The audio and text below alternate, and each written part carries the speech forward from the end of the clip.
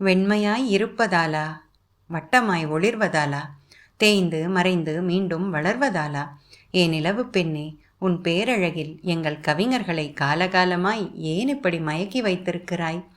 தலைவனும் தலைவியும் இரவின் இன்ப மயக்கத்தில் ஆழ்ந்திருக்கும் போதும் கவிஞன் உன்னைத்தான் அவர்களோடு துணை சேர்த்து விடுகிறான். இன்பம் பொங்கும் வெண்ணிலா வீசுதே, என்னை கண்டு மௌன மொழி பேசுதே என்று தலைவி இன்ப மயக்கத்தில் பாடுகிறாள். திருநீலகண்டர் என்றொரு குயவர், பெரும் சிவபக்தர். எப்போதும் திருநீலகண்டம் திருநீலகண்டம் என்று ஈசனின் பெயரை சொல்லிக்கொண்டே இருப்பார். ஆனால் ஒரு தவறு செய்தார். உடல் இச்சைக்காக தன் மனைவியை விட்டு வேறு பெண்ணை நாடிச் சென்றார். இதை அறிந்த அவரின் மனைவி, எம்மை தீண்டுவீராயின் திருநீலகண்டம் என்று உரைத்துவிட்டார். அதாவது தன்னை தொடக்கூடாது என்று ஈசனின் பெயரால் சொல்லிவிட்டார். இதே போல ஒரு திரைப்பட காட்சிக்கு எங்கள் கவிஞர் கண்ணதாசன் ஒரு பாட்டு எழுதினார். அட நிலவு பெண்ணே, அப்போதும் உன்னைத்தான் அழைத்தார்.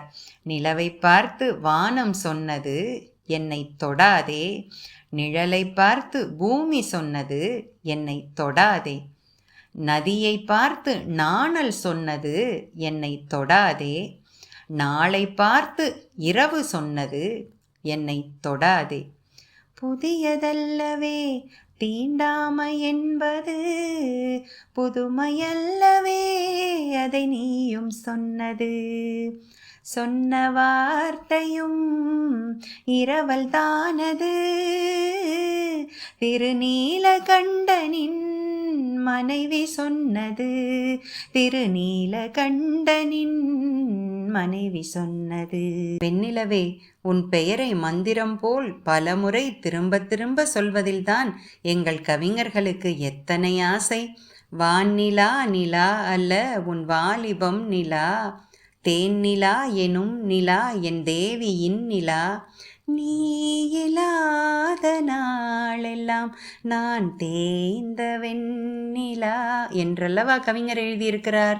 காதலி கோபித்து கொண்டாலும் சமாதானம் செய்ய தலைவன் முன்னைத்தான் அழைக்கிறான்.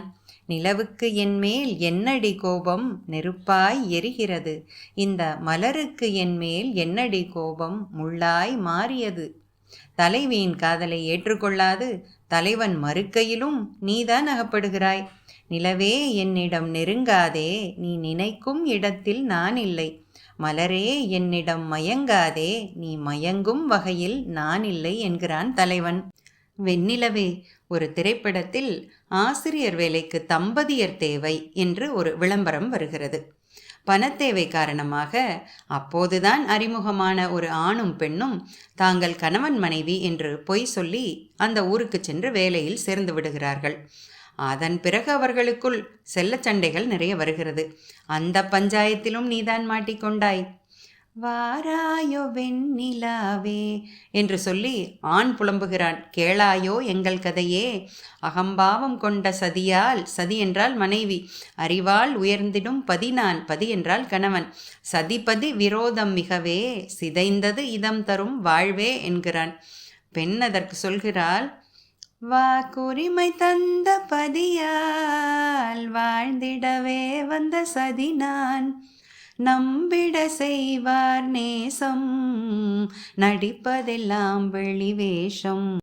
நிலவு பெண்ணே, உனக்கு மட்டும் எப்படி வயது ஏறுவதே இல்லை? பூவுலகில் மனிதர்கள் வந்து வந்து போக நீ மட்டும் எப்படி செவ்வானத்தில் சின்னவளாகவே இருக்கிறாய்? அன்று வந்ததும் இதே நிலா, இன்று வந்ததும் அதே நிலா, என்றும் உள்ளது ஒரே நிலா, இருவர் கண்ணுக்கும் ஒரே நிலா. நாடுதோறும் வந்த நிலா, நாகரீகம் பார்த்த நிலா, பார்த்து பார்த்து சலித்ததிலா, பாதி தேய்ந்தது வெள்ளை நிலா. நிலவு பெண்ணே, கவனமாக இரு. எங்கள் கவிஞர்கள் பேராசைக்காரர்கள். ஒன்றல்ல, உன்னுடைய 1000 ரூபத்தை கேட்பார்கள். 1000 நிலவேவா, 1000 நிலவேவா, இதழோரம் சுவை தேட புது பாடல் விழிபாட என்று அவர்கள் மயக்கத்தில் உன்னையும் கூட்டு சேர்த்து கொள்வார்கள். காலங்கள் மாறி நிலவுக்கே வந்து எங்கள் வலது காலை வைத்து குடியேறினாலும் கூட எங்கள் கவிதைகளில் உன்னை நாங்கள் விட்டு வைக்க மாட்டோம். சந்திரனை தொட்டது யார்? ஆம்ஸ்ட்ராங்கா? அடி சத்தியமாய் தொட்டது யார்? நான் தானே. கனவு தேவதையே, நிலவு நீதானே, உன் நிழலும் நான் தானே. மீண்டும் பேசலாம். நன்றி, வணக்கம்.